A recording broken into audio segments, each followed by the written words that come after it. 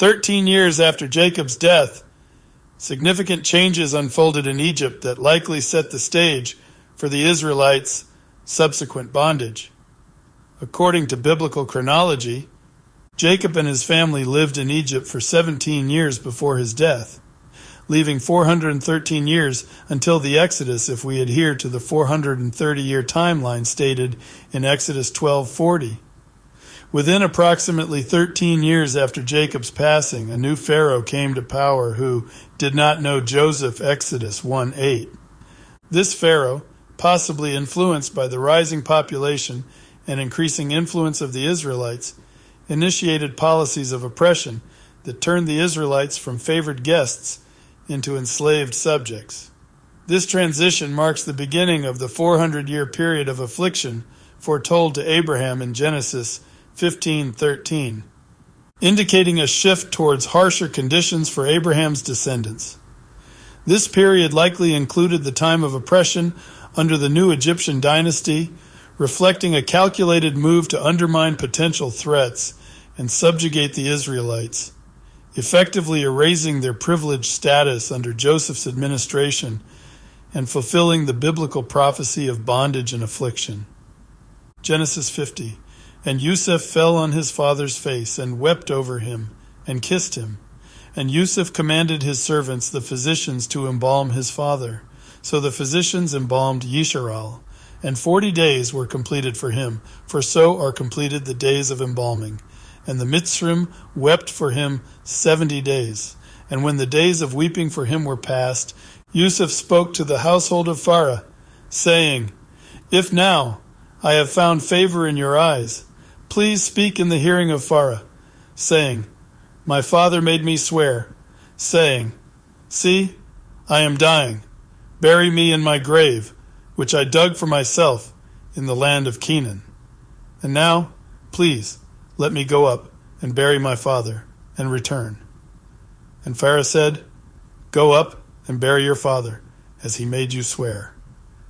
And Yusuf went up to bury his father, and with him went up all the servants of Pharaoh, the elders of his house, and all the elders of the land of Mitzrim, and all the house of Yusuf, and his brothers, and his father's house.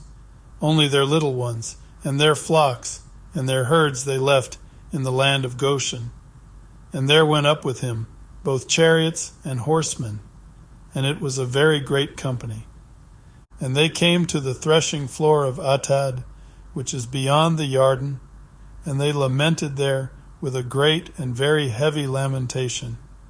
And he observed 7 days of mourning for his father. And when the inhabitants of the land, the Canaanites, saw the mourning at the threshing floor of Atad, they said, This is a grievous mourning for the Mitzrim. That is why its name was called Abel Mitzrim, which is beyond the Yarden, and his sons did to him as he had commanded them. For his sons brought him to the land of Canaan, and buried him in the cave of the field of Machpelah, before Mamre, which Abraham bought with the field from Ephron the Kittite, as property for a burial site. And after he had buried his father, Yusuf returned to Mitzrim, he and his brothers and all who went up with him to bury his father. And when Yusuf's brothers saw that their father was dead, they said, What if Yusuf hates us and pays us back all the evil which we did to him? And they sent word to Yusuf, saying, Before your father died he commanded, saying, This is what you are to say to Yusuf, I beg you, please forgive the transgression of your brothers and their sin, for they did evil to you. And now, please forgive the transgression of the servants of the Elohim of your father. And Yusuf wept when they spoke to him. And his brothers also went and fell down before his face. And they said, See, we are your servants. And Yusuf said to them, Do not fear, for am I in the place of Elohim? And you intended evil against me, but Elohim intended it for good, in order to do it as it is this day, to keep a great many people alive. And now do not fear, I provide for you and your little ones. So he comforted them and spoke kindly to them. And Yusuf dwelt in Mitzrayim, he and his father's household. And Yusuf lived 110 years. And Yusuf saw Ephraim's children to the third generation. The children of Machir, son of Menashe, were also brought up on Yusuf's knees. And Yusuf said to his brothers, I am dying, but Elohim shall certainly visit you, and bring you out of this land to the land of which he swore to Abraham, to Yitzchak, and to Jacob. And Yusuf made the children of Yisrael swear, saying, Elohim shall certainly visit you, and you shall bring up my bones from here.